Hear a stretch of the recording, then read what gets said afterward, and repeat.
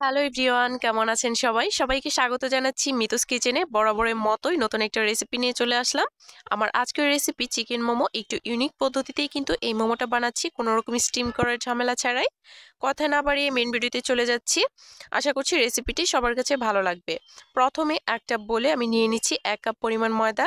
এখানে আমি দিয়ে দিব স্বাদ মতো লবণ, আর দিয়ে দিব প্রায় 2 টেবিল চামচের মতো তেল। তেলটাকে আর লবণটাকে প্রথমে ময়দার সাথে খুব ভালোভাবে মিশিয়ে নিতে হবে। একটু সময় নিয়ে এটাকে মিশিয়ে নিতে হবে। আমি কিন্তু এখানে ভিডিওর স্পিডটা একটু বাড়িয়ে দিয়েছি।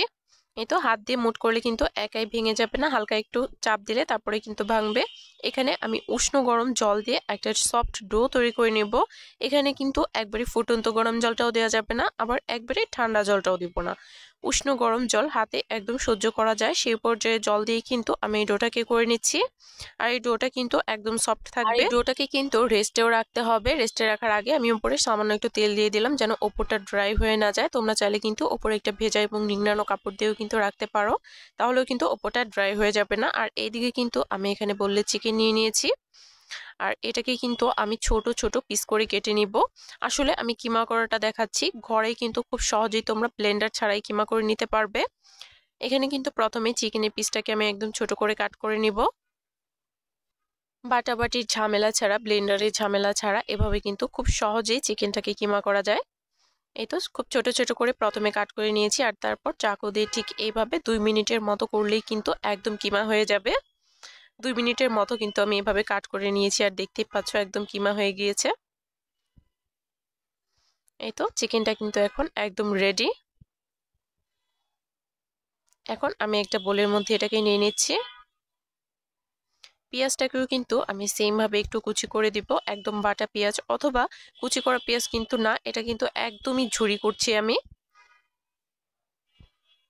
আর মরিচটাকেও কিন্তু আমি সেম ভাবে এখানে দিয়ে দিব। যদি সকল টিপস ফলো করো মোমোটা কিন্তু হবে একদম টেস্টি। আসলে আমি কিন্তু এই পদ্ধতিতেই সবসময় মোমো বানিয়ে থাকি, খেতে কিন্তু বেশ ভালো লাগে। একটা প্যানের মধ্যে আমি সামান্য কিছুটা বাটার দিয়ে দিয়েছি, আর এই বাটারের মধ্যে আমি দিয়ে দিলাম কিছুটা পরিমাণ রসুন কুচি। রসুনটাকে হালকা করে ভেজে নিতে হবে। আর এটাকেও কিন্তু আমি সেই চিকেনের মধ্যে দিয়ে দিব। অবশ্যই এই স্টেপটা ফলো করবে, তাহলে কিন্তু রেসিপিটা একদম পারফেক্ট হবে।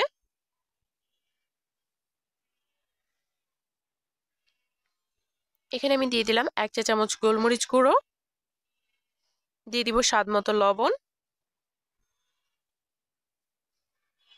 এটাকে এখন একসাথে খুব ভালোভাবে মিশিয়ে নিতে হবে।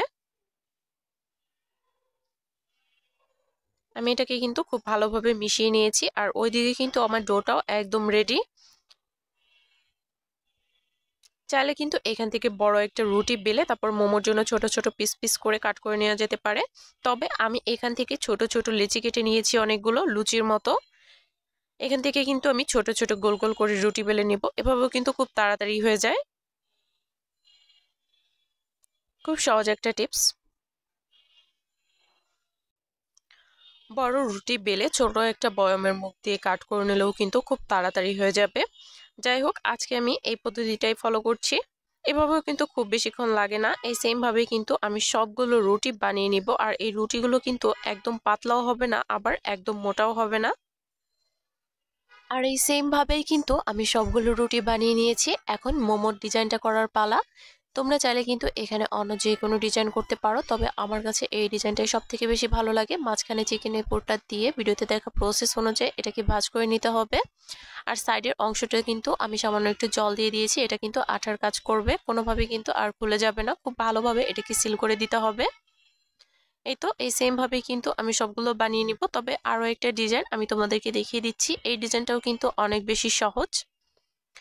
ওইটার মতোই ভাঁজ দিব, কিন্তু ওইটাই যেমন অনেকগুলো কুচি পড়েছে, এটাই কিন্তু মাত্র 3টা কুচি পড়বে। আর এই ডিজাইনটা দেখতেও কিন্তু অসম্ভব সুন্দর।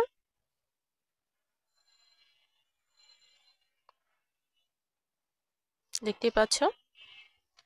এই তো আরো একটা ডিজাইন হয়ে গেল। আমি এভাবেই কিন্তু সবগুলো মোমো বানিয়ে নিয়েছি। আর একটা প্যানের মধ্যে আমি সামান্য একটু জল প্রথমে গরম করে নিয়েছি, প্রায় হাফ কাপের মতো। এর মধ্যে আমি দিয়ে দিচ্ছি প্রায় 2 টেবিল চামচের মতো সয়া সস, আর 1 টেবিল চামচের মতো টমেটো সস।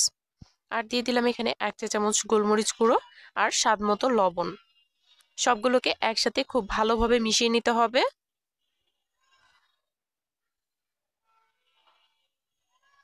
খুব ভালোভাবে মেশানো হয়ে গেলে আমি এখানে মোমোগুলো দিয়ে দিব। মোমোগুলো কিন্তু এখানে খুব সুন্দরভাবে একটার পর একটা করে বসিয়ে দিব। আর এটাকে কিন্তু ঢাকনা দিয়ে ঢেকে টানা 10 মিনিটের মতো ভাপ দিয়ে নিব। এই মোমোটা খেতে কিন্তু অসম্ভব মজাদার। যারা এখনো ট্রাই করনি অবশ্যই এই টিপসটা ফলো করে এভাবে ট্রাই করতে পারো। আশা করছি সবার কাছে ভালো লাগবে। আর এইদিকে কিন্তু বাটির মধ্যে আমি নিয়ে নিচ্ছি কর্নফ্লাওয়ার। তোমরা কিন্তু চাইলে এই স্টেপটা স্কিপ করতে পারো। এখানে আমি সামান্য একটু জর্দার রং দিয়ে দিলাম। খুব ভালোভাবে গুলিয়ে নিতে হবে ঠান্ডা জল দিয়ে।